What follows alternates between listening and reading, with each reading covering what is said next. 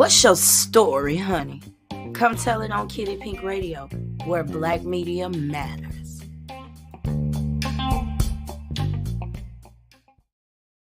On communication with pictures, starting with comprehending yes and no.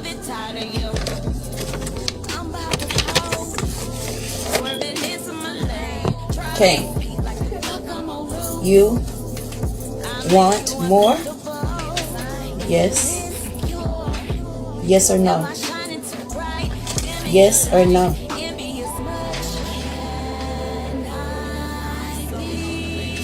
No. You, King, look at me. You want more? Pick one. Yes. Good job. King, your mouth hurt? He hurt himself while we were in separate rooms.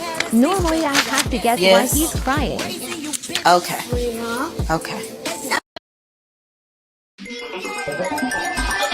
Yeah, Katie.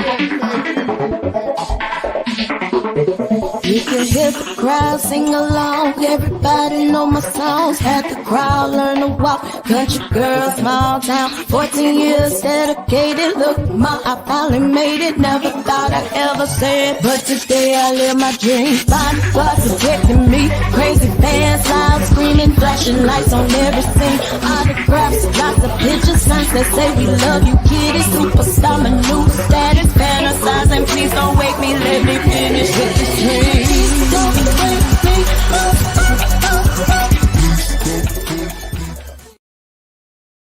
People who stare at me and mommy in public because I'm different. We do not care.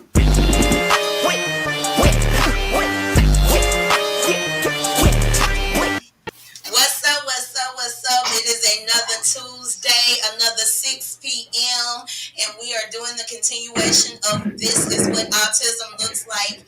I told y'all this year I wanted to do things differently. I wanted to invite people who either work in the field or people who are in a different atmosphere with our children. Hey, you in the kitchen, girl? Yes.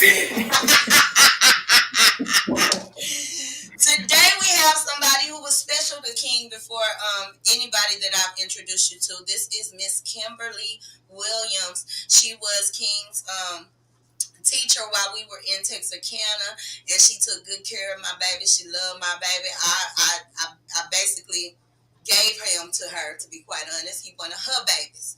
I told you I like to be giving my baby to all the folks. But this is Miss Kimberly.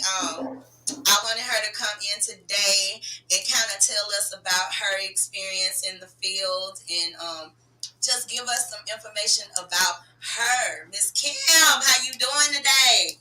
Hey, love, how are you? I am good. We miss you. I miss you guys too. Girl, I promise you, if I ever get paid, I'm moving you wherever I'm at.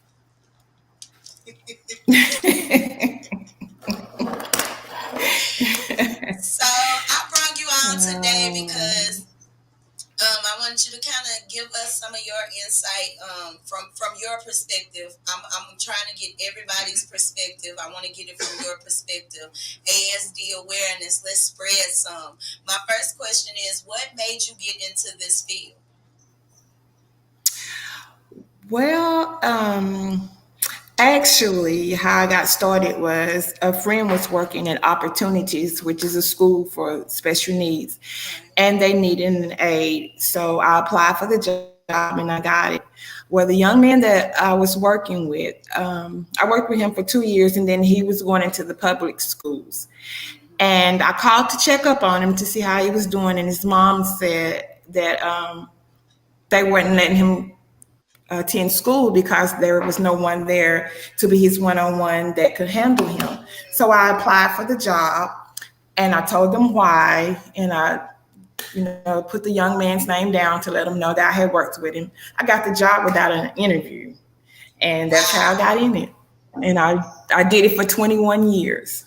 21 years, y'all. Oh my God.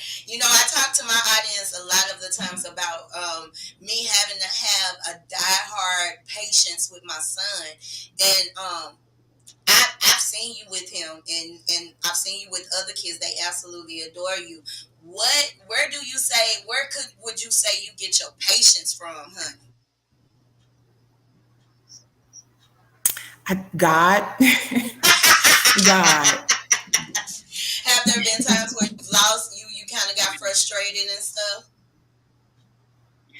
Yes, there has been times I would have to leave out of the room, and at the time I had a best friend that worked there, so I would go to her classroom to get myself together. I have cried, I have screamed, I have yelled.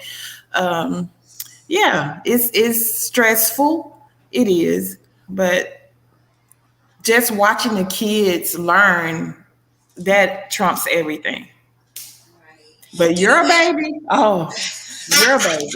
I couldn't do nothing with your baby. I couldn't go Y'all had to my the baby bathroom. spoiled.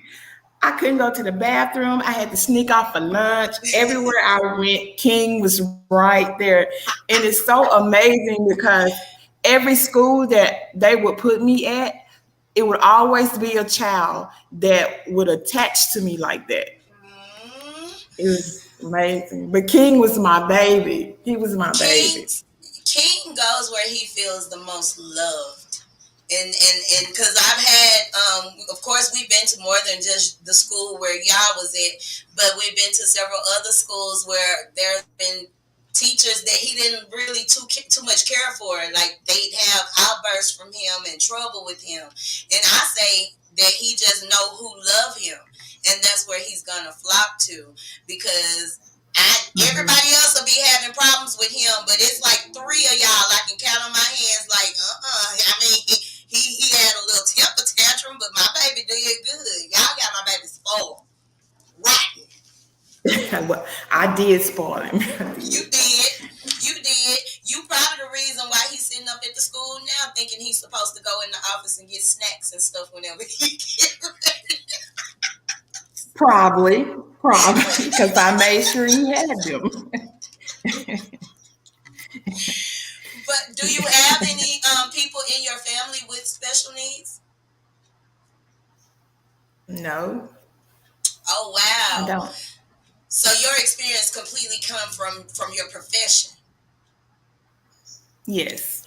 Oh wow, that's amazing. So what do you love most about which I know you resigned now, but what did you love most about what you did? Really watching the kids light up when they do things that they never thought they would be able to do, like read and write and different things like that. That's my enjoyment of it. Right. Just Right. because they would label those kids. Now that I don't work there anymore, I can say it. They would label those kids, put them in a classroom, and if you don't have a teacher that will work with the aides in the room, then it's really off balance. But it's all about money and pushing paper. Say that, sis. Some of them don't want to take the time out to see what this child can do or what the children in the room can do. They just want to do worksheets and let them color and put them on the iPad and just to keep them out of their head. There were kids in the room that really could have went to general ed for a couple of minutes and come back.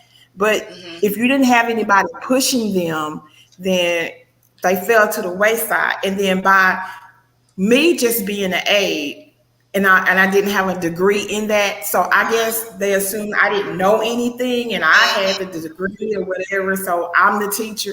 That was the frustrating part. Right. So what I started doing was when she would give us our different group of kids, I would usually get the ones that they say have the temper tantrums or run away or whatever. I would put my kids at my table, and I made sure my kids could read. They knew their numbers, they knew their letters, everything that general ed could do. I made sure my kids could do it. You And know, did. um, And then my baby left you writing he's making effort to write his name. My baby left saying words. My baby left you doing all type of things that everybody had counted him out. So I can testify to that myself. and see, I did with my students I had at my table. I made sure I would send pictures to the parents to show them what their kids were doing. You know, Guess what? I wish I could take this camera in his room now. All the pictures that you sent home, they're up on his wall now in his room. really? Yes. Wow. His whenever they come to do at-home therapy, they are like amazed, like, oh my God, you document this. I was like, nah, he had a teacher that would document his progress and everything. We got the picture of him sitting down, being still, because they said he couldn't do that. We got the picture of him actually writing, coloring. We got all those pictures that you sent me. Matter of fact, I still got some in my phone, my old phone. I won't even get rid of that phone because of the pictures that you sent me of my baby progressing. And if I ain't told you, and I know I have 1,000 million times, but I can't tell you enough. Thank you for taking your time with my baby, because they wrote my baby off. You're welcome. Yeah, they write a lot of them off, and I hate that. And you get these teachers in here, they won't even try to have a relationship with the parents to try to figure out what's wrong with the kids. And we finally got one that came, and she did exactly the things that I was trying to do. She taught them all at one time. She didn't label this group being high and this group being low, and she taught all of them at the same time. And that's all I was trying to do, but I couldn't overstep my bounds. I had to do what I could do at the time. And a lot of the teachers would be upset because I had a better relationship with the parents than they did, but it's all about the kids. I mean, right. I wanted Because them you checked to on us succeed. after school. Even after school, you would check on us. So yeah. Mm-hmm. I love all my And favorites. You and Miss Martinez both were two of my favorites out of everybody that we dealt with King. Mm-hmm. Yeah, she was a good one. Yeah. So you said what you dislike, but what is that the only thing that you dislike about it, or the fact that they just write the kids off and act like there's no hope for them? Well, I didn't like the fact that we got left out of a lot of things. Like the general ed would go on field trips, and we had students that were able to go, but they wouldn't include them unless we just stayed on them. Now we did our own field trips, but sometimes I wanted our kids to go on field trips with general ed just to get a feel of it.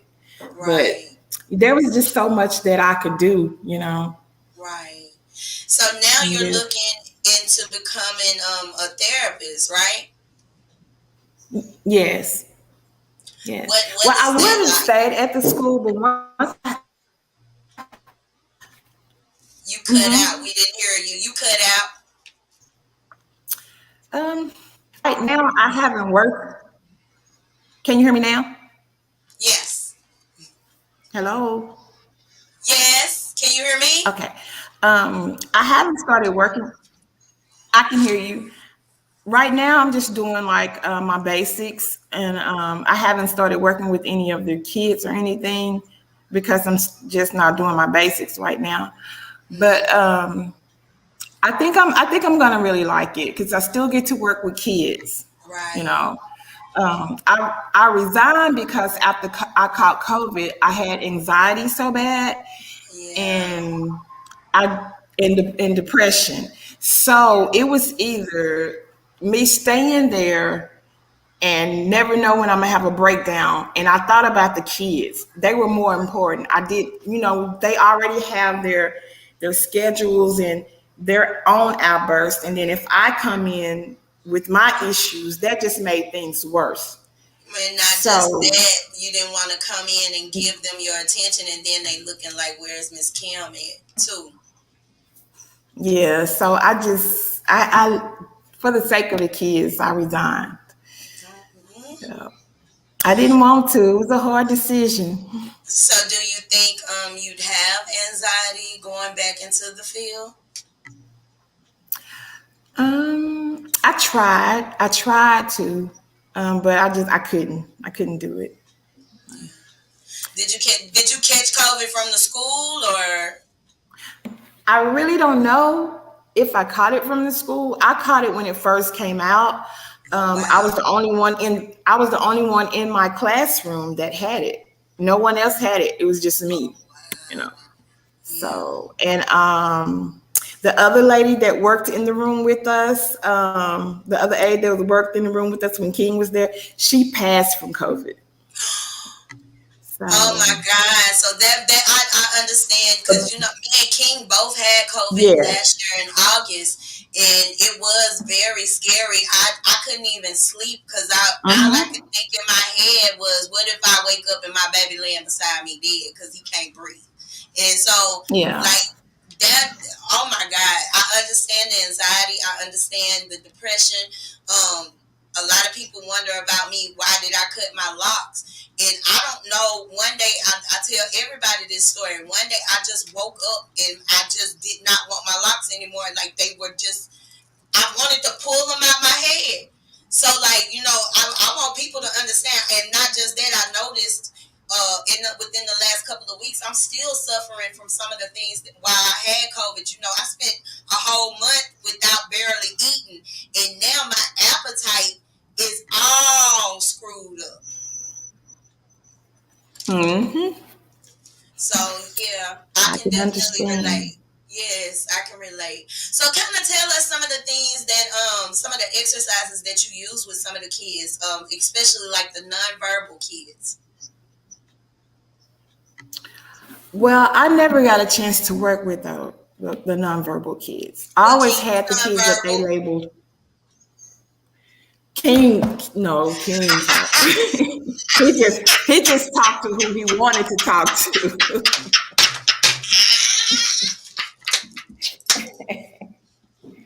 You King know talked to what? who he wanted to talk to. You probably the reason. One day, me and my mama was in the truck, and like I was crying and I was upset, and I was like, "What would you do if your baby couldn't talk?" And my baby told us, "I can talk." And we both turned around and looked at him, girl. And I was like, "Okay, boo, you will never hear that from mama mouth ever again." So yeah, but he is on paper as nonverbal, and that's why Well, I I asked never you the got a question. chance to work. I never got a chance to work with nonverbal kids. They always gave me the kids Okay. that they labeled bad. Yeah. I Okay. always got the bad kids, as they call them. Right. And the thing is that, and I'm speaking for my baby and other babies that I've seen. It's not so much that they're bad. Is more so because they're being misunderstood or not. They're not being understood at Mm-hmm. all. I notice At a all. pattern. I notice a pattern that whenever they feel, they may try to say a word and they may get embarrassed.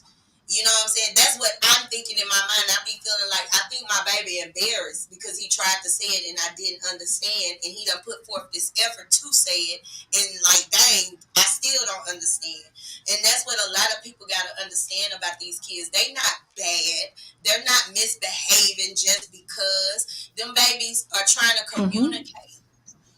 And what is the one-on-one process like? Did you have more than one child at a time that you had to do one-on-one with? No, I usually had like 3 or 4 kids at the table, but once King came in, then he became my only child.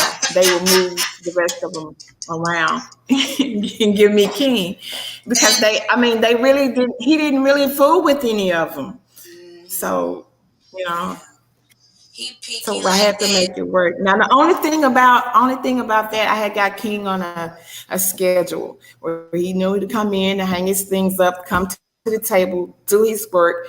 When he finish his work, he get a snack, and then he's able to get on the tablet.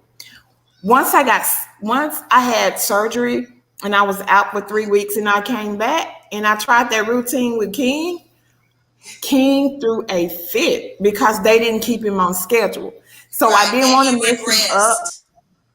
He regressed. And I didn't want to mess him up because we were almost out of school. So I just let him continue the schedule that they had him on. Right. Yes, he did.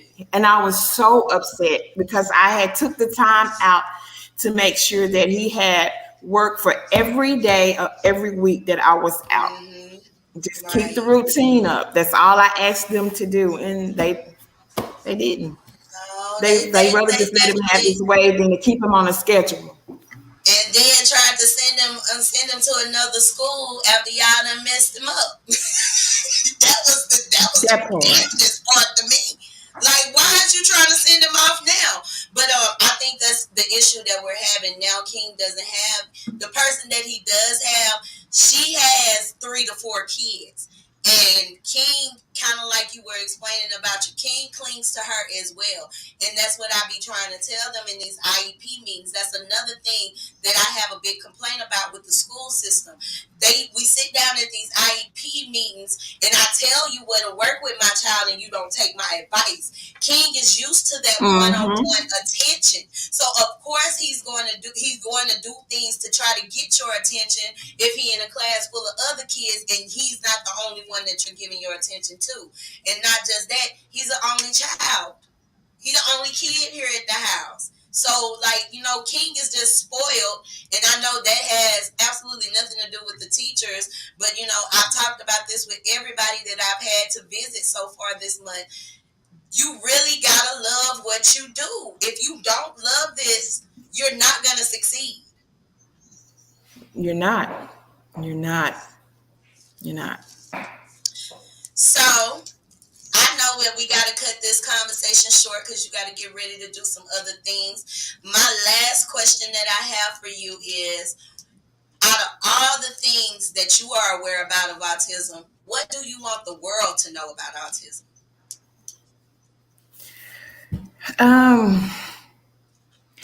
That great kids come from it. I mean, you have smart kids.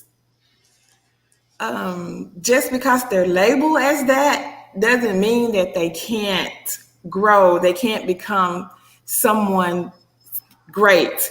They can't become, they think because they have autism, they can't be a doctor, or they can't be a scientist, or they can't be a teacher. They can be anything. Right. If you have the right people behind them. Yes. Just don't judge them. Don't judge them by what they have. Get to know them. Get to love them. Learn what they can do. I've had students that could fix computers.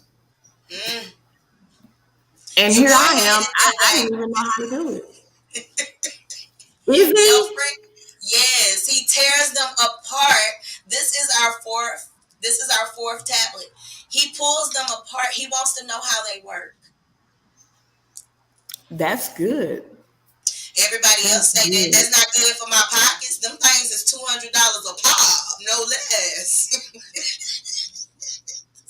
Go to the pawn shop and get the cheap ones. Yeah, well, well, right now he got a phone. He been taking better care of the phone than he did. You think he take better care of the tablet than he do the phone, but he takes better care of the phone than he did the tablet.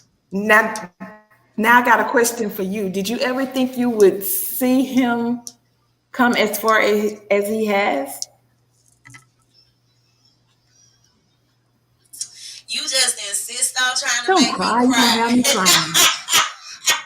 No, I didn't. And I had so many people who confirmed that he wouldn't. That, you know what I'm saying? Like, that it was just the absolute, he won't never be able to talk.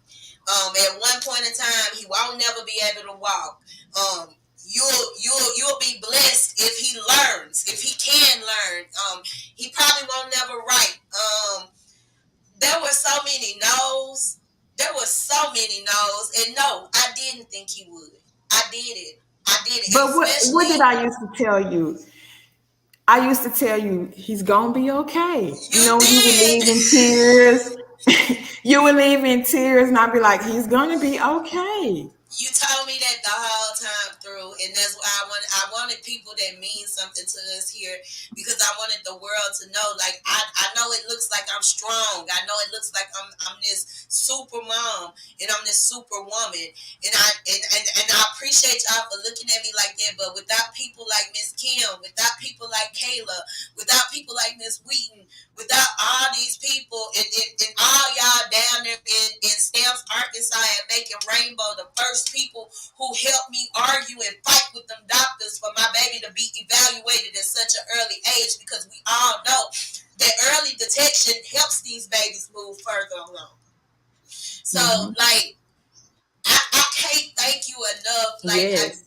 I every time I see you, I do think about those times that you've comforted me and told me, King gonna be okay, girl. You told me that. You did, and you were right about that. King is okay. King is reading. King is writing. King is saying phrases now. We waited so long for him to even repeat. He repeats things now. King knows how to operate things that we never thought he would be able to operate. My baby, y'all, when I tell y'all, it's been a long fight. And when I tell y'all, I fought the whole way, and now it feels like it's smooth sailing. I still have to fight with the school, but at this point in my life, it really is smooth sailing. And thank you for that. Thank you for that. Like, you didn't have to go home with me for you to be at home with me, and I appreciate you so much for that. You'll never know how much. I promise you, you'll never know how much. Thank you. And now you done made me cry. I'm supposed to be interviewing you. Good grief. I'm sorry. I'm so sorry. No, it's okay. It's okay. I deal with raw emotions anyway, but I'm thinking about, these are tears of joy, because I'm thinking about where we started versus where we are now. We started with my baby going off on everybody, then didn't nobody want to babysit him. So at that point I couldn't even work. I had to quit working. I tried to work several times. I'm sure you remember that. I tried to work several times because he was in school, but you know what I'm saying, I could not work. And so I ended up having to hustle and do everything. All I'm going to say is every sacrifice I made, it was worth it. I uprooted him and moved him here to Texas, and my baby is just elevating. I promise you, I'm going to bring him to see you, and you going to cry. You going to sit there and cry. I promise you, once you see him. Matter of fact, King, come here. King. He done got so big now, Kim. Come here. Come here. Say hi. Say hi. Look. Hi, Look right King. there. Say hi, Miss Kim. Look. Say hi. Oh, God, he has gotten big. Hi, King. He done got big and tall, girl. He at my shoulder now. Wow. But I wanted to invite you here personally, not so much for an interview, but just to have an opportunity to thank you publicly for all you've done for me and my baby. Welcome. You are so welcome. So, and you keep doing what you're doing. I am. Thank you so much. Do you have any last words? No, just that I love you guys, and hopefully I can get that way to see you guys. I tell you what, I promise you. Now, the last time I was down there was because of my grandma's passing. I really didn't want to deal with anybody. But the very next time we come down there, I got your number now. I'm going to call you, and I am going to bring your baby to see you. Thank you. Well, I want to thank Miss Kim for coming through, y'all. Y'all heard it here. Locked and Loaded. This is Autism Awareness Month. I think we have 2 more shows before we're done, and I want to thank everybody that has been a part of this so far. This has been another episode of Locked and Loaded. The mini series. This is what autism looks like. I love you all. I want you to love yourself. It's been good catching up with you, Miss Kim. We finna get up out of here, y'all. I'm out. Peace. Meow. It's the Arkansas Baby Doll, and you're tuned in to Kitty Pink Radio, spinning all your favorite independent music, possibly from your backyard. Don't go. Come catch a vibe or two.